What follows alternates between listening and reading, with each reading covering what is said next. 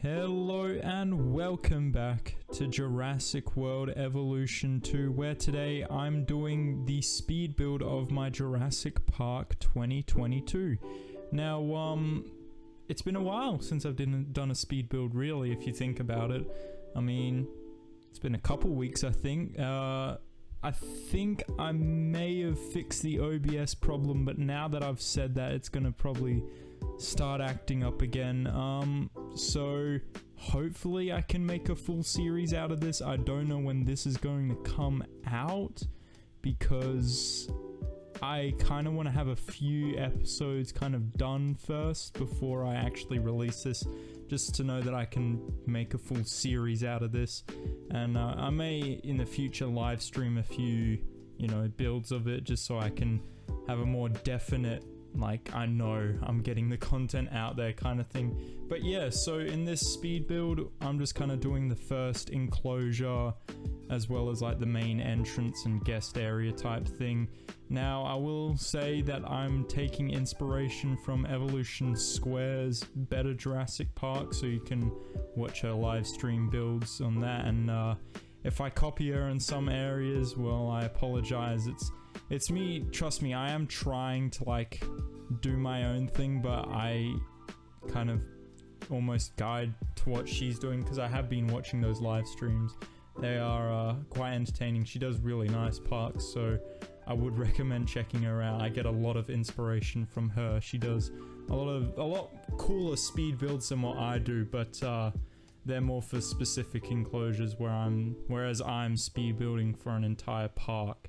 Anyway, so the thought behind this park, as you can look at it, as one of two ways. So the first way you can look at it is that with Jurassic Park 1993, nothing bad actually happened.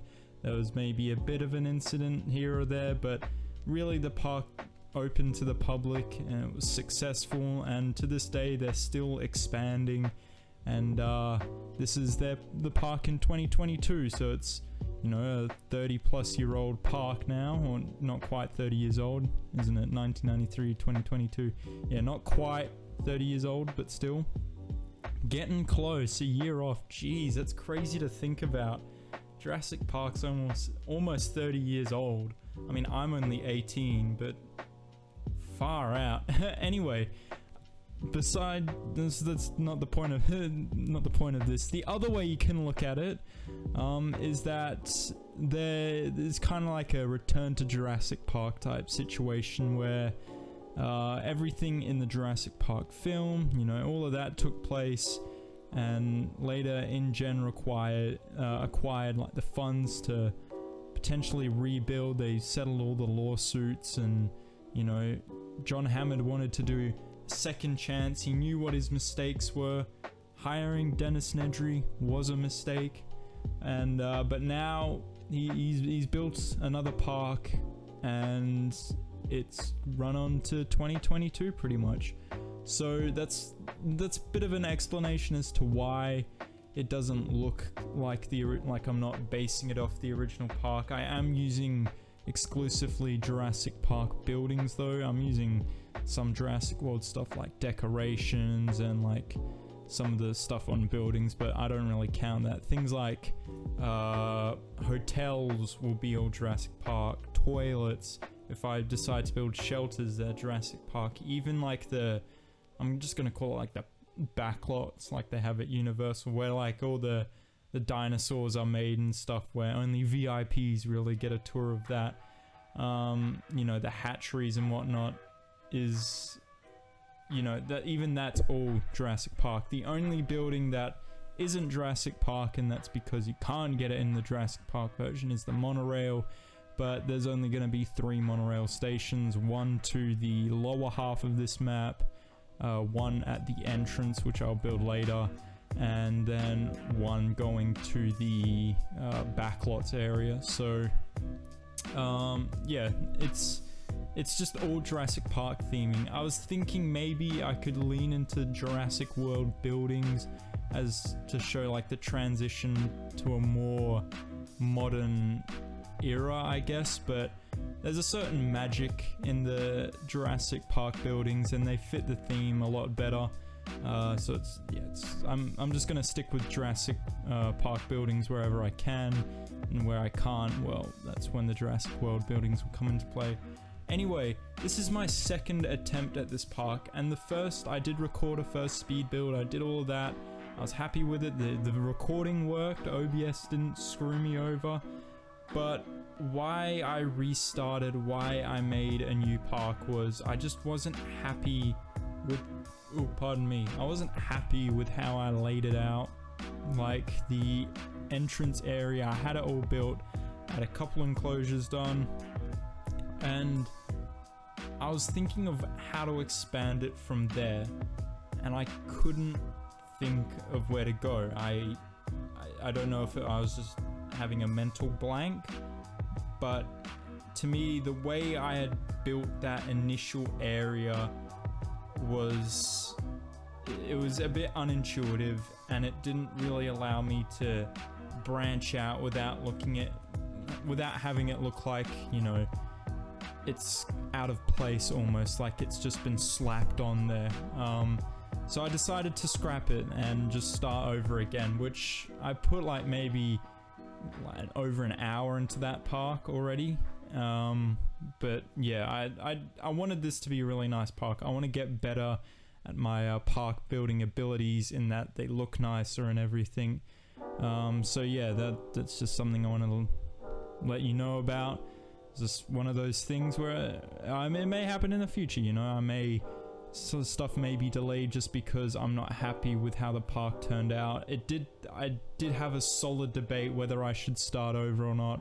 I had a few ideas and then I kind of tried it out, but it just didn't really work at all, so scrapped it, and now we're here. So in the original park, what I did is, if you saw in this one, which you should have, is the helicopter, so the helipad for the main entrance to the park kind of angled out so you could see the waterfall as you're landing, because that's like the main highlight of this map.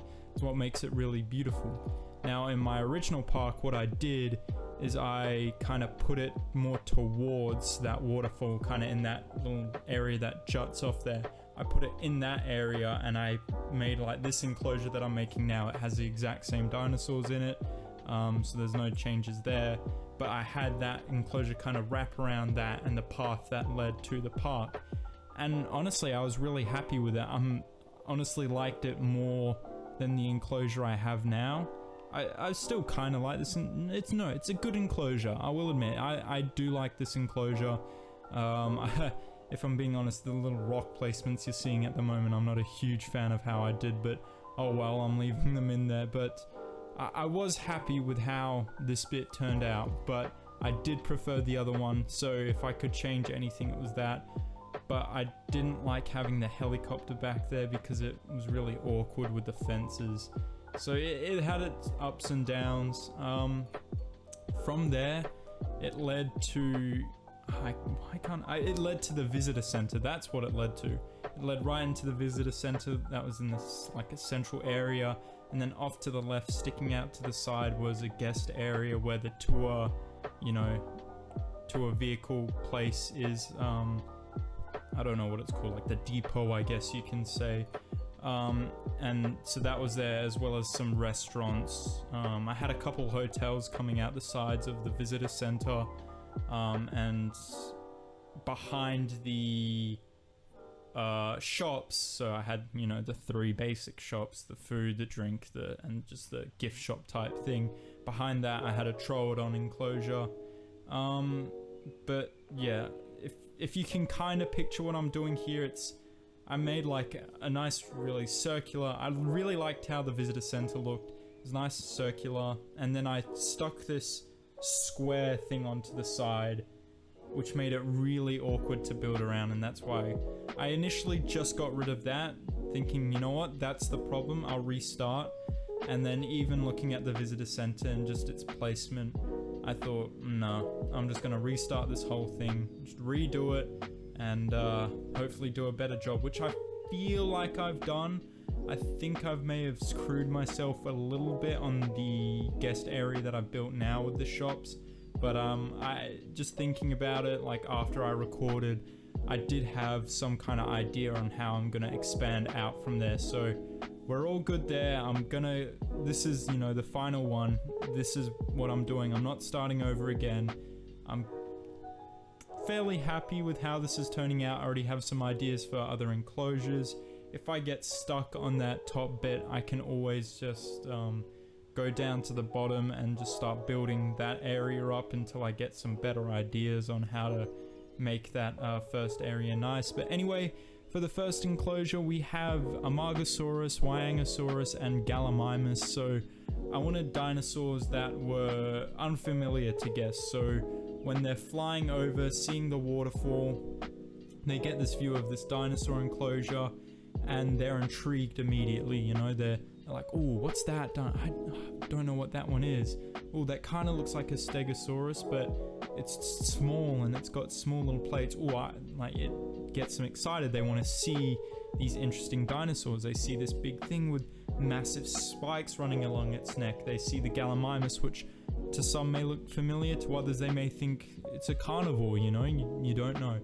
It's I'm happy with how I laid this out. I laid it out a lot better, and I also made it so when the tour vehicles go past that waterfall, it kind of rises up so they can see over into that little lake area where the waterfall is. And honestly, around this map there are a few little like lake areas that I think are just beautiful bits of scenery, and be so cool if we could access those. If they, I mean, you can get the expanded parks mod, but I don't want to mod quite just yet, and I'll probably explain why in a different video, a different speed build, because this one's coming to an end. So like always, we'll go back into the main game and I'll show you around. So I'm gonna let the rest of this play out. It's got like, you know, just a few seconds left, so I'll see you in game.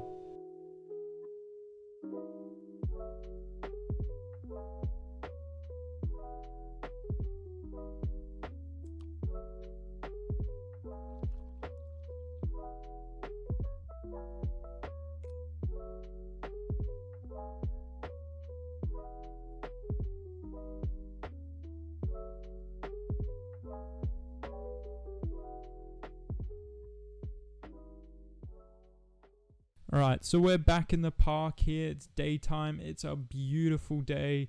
And yeah, so I'm gonna just go through this enclosure really quick, and then I'll get over to here, seeing as I didn't really talk about it much in the actual speed build part of this video. But coming through here, we've got some beautiful Amargasaurus just wandering around doing their thing, making some trumpeting noises that can be heard across the park. Unless that's the Wyangosaurus, but I doubt that's them. Wyangosaurus has some pretty cool skins. I'll try and find my favorite one. Here she is.